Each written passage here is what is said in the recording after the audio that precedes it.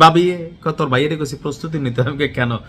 লাডি soda বাঁশের আউকা মাউকা যা আছে হুসুঙ্গা, ওই ভাবি যেটা দিয়ে তরকারি রান্না করার সময় মাটির চুলার মধ্যে ফুটু দেয় আর কি, হুসুঙ্গাটাও লইয়া যাও। ইয়ানি বানি জবজার কারণ না কার ফিসা টিসা আছে, আবার ওই সেনি দাও আছে, এটাও লইয়া যাও, বলা তো যায় না। ইতানি গুল্লি করতে হলে তুমি করে একটা কোপ দিয়া লেবা দূরের থেকে। দর্শক, টান টান উত্তেজনা যে যে দিক থেকে পারছে লাঠি সোটা হাতে আপনার ছুটে যাচ্ছে বনে বাদারে। টার্গেট একটা, যদি মিল্লা যায়। জিনিসটা কি? জিনিসটা হচ্ছে একজন মার্কিন পাইলট, তার মাথার মূল্য জিন্দা অথবা মুর্দা ৬০ লক্ষ ইউএস ডলার। বাঙালি যারা আছেন ঝাঁপাই পড়েন ইরানের পথে প্রান্তরে বনে ঘাটে, কোথায় আছে মার্কিন সেই ক্যাপ্টেন বা পাইলট যার মাথার মূল্য ইরান সরকার ঘোষণা দিয়েছে, তাকে যদি কোনো ইরানের নাগরিক তাকে জিন্দা অথবা মুর্দা ইরান সরকারের কাছে হাতে তুলে দিতে পারে, তাহলে তাকে $৬০,০০০ দেওয়া হবে।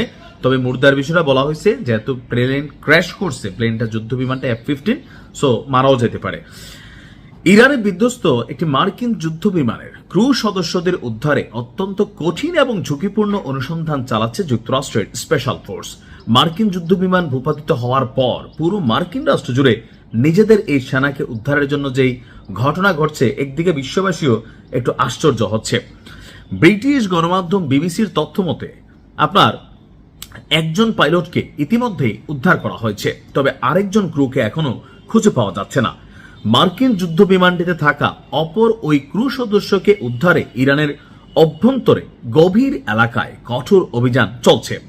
অপরদিকে আপনার এই অনুপ্রবেশকারী মার্কিন সেনাদেরকে ধরার জন্য আবার ইরানের জনগণ লাঠি ছোটার শাবল খুন্তি কোদাল যার কাছে যা আছে, মহিলারা পাথর টাথর সবকিছু নিয়ে প্রস্তুত। যদি মার্কিন সেনা মিলে একটার দাম $৬০,০০০।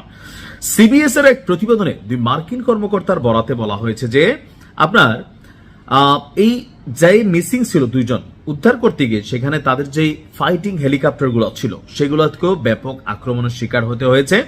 এ সময় এইচএম ওয়ারগথ নামক যুদ্ধ বিমানটি আক্রান্ত হলে পাইলট আবার সাগরে ঝাঁপ দিয়ে পরে তাকে উদ্ধার করা হয়। এছাড়া অভিযানে থাকা দুটি হেলিকপ্টারের একটিতে ছোট অস্ত্র থেকে গুলিও চালিয়েছে ইরানের সাধারণ জনগণ।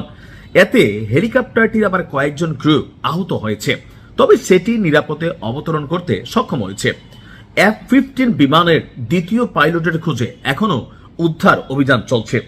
এ ধরনের কমব্যাট সার্চ অ্যান্ড রেস্কিউ অভিযানকে মার্কিন যুক্তরাষ্ট্রের বা বিশ্বজুড়ে সেনাবাহিনীর সবচেয়ে জটিল এবং সময় সংবেদনশীল অপারেশন হিসাবেই বিবেচনা করা হয়।